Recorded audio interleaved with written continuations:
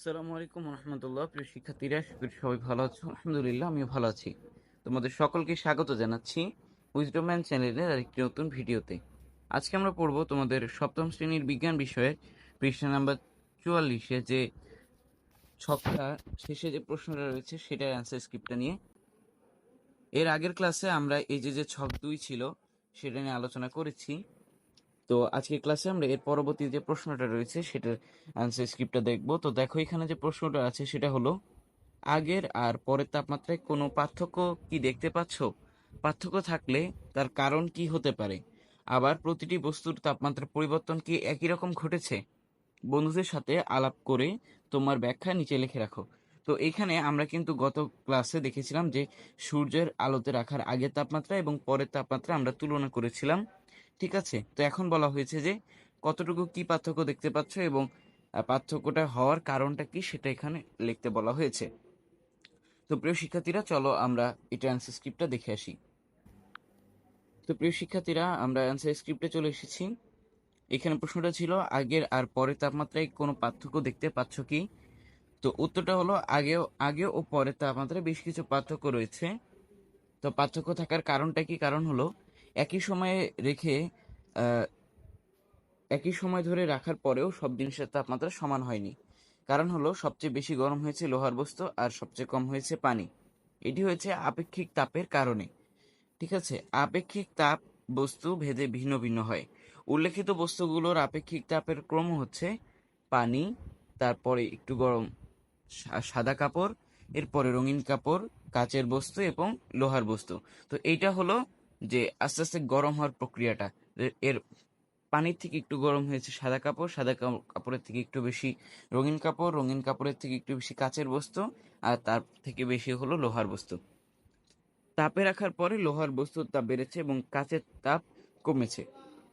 তাহলে আমরা তাপমাত্রা বৃদ্ধির ক্রমটা আমরা লিখতে পারি এরকম যে প্রথমে লোহার বস্তুটা বেড়েছে, তার থেকে একটু কম কাচের বস্তু, তারপরে রঙিন কাপড়, সাদা কাপড়, এরপরে পানি। তো এইটা হলো তোমাদের প্রশ্নটা ছিল যে তাপমাত্রা কি কি তাপমাত্রা দেখতে পাচ্ছ, কেন হচ্ছে, আবার প্রতিটি বস্তুর তাপমাত্রা পরিবর্তন একই রকম কিনা সেটা আমরা লিখতে বলা হয়েছে। এটা আমরা লিখলাম যে আপেক্ষিক তাপের কারণে প্রত্যেকটা বস্তুর তাপমাত্রা একই রকম হয়নি, আলাদা আলাদা হয়েছে। তো এই ছিল হলো তোমাদের পৃষ্ঠা নাম্বার 44-এ যে প্রশ্নটা ছিল সেটার অ্যান্সার স্ক্রিপ্টটা। তো প্রিয় শিক্ষার্থীরা, এরপরে যেটা রয়েছে তৃতীয় এবং চতুর্থ সেশন। তো এখানে হলো বলা হয়েছে কোন ধরনের বস্তুর তাপ পরিবাহিতা কেমন, সেই বিষয়ে ইতিমধ্যে তোমরা জেনেছো।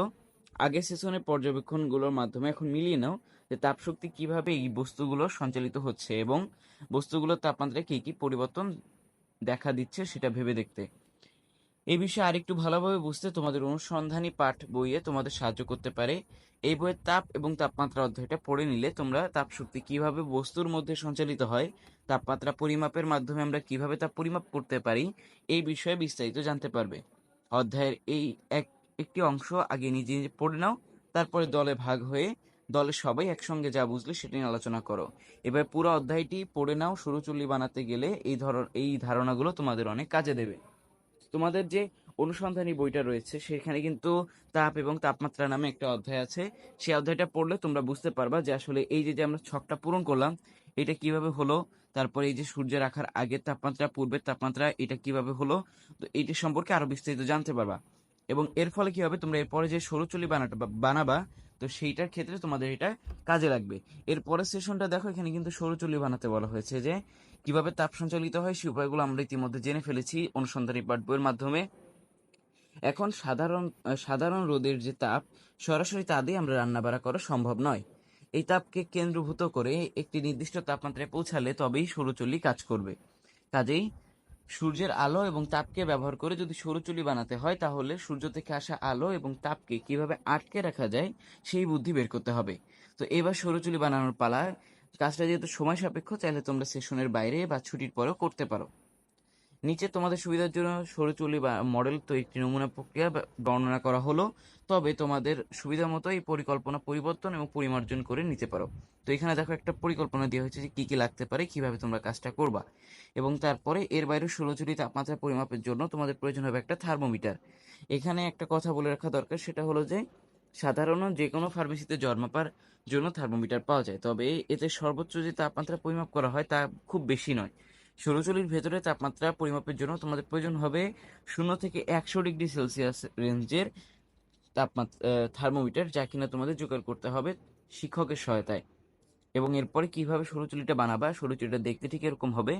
তো এরকম করে তোমার একটা সরুচুরি বানানোর প্রক্রিয়াটা, এবং তোমরা যে এক্সট্রা যে উপকরণগুলো তৈরি করে ব্যবহার করেছো সেটা তোমরা এই যে ছকের মধ্যে লিখে রাখবা। তো এইগুলো নিয়ে আমরা এর পরবর্তী ক্লাসে আলোচনা করবো, সরুচুরির ছবি, তারপরে কি উপকরণ লেগেছে, কিভাবে করেছি। তো এর পরবর্তী ক্লাসে আমরা এই যে এই টপিকগুলো নিয়ে আলোচনা করব। সেশন এটা কত, পঞ্চম এবং ষষ্ঠ সেশন থেকে। তো আজকের ক্লাসটা এই পর্যন্তই, দেখা হবে এর পরবর্তী ক্লাসে। সে পর্যন্ত সবাই ভালো থেকো, সুস্থ রেখো। আল্লাহ হাফিজ, আসসালামু আলাইকুম রহমতুল্লাহ।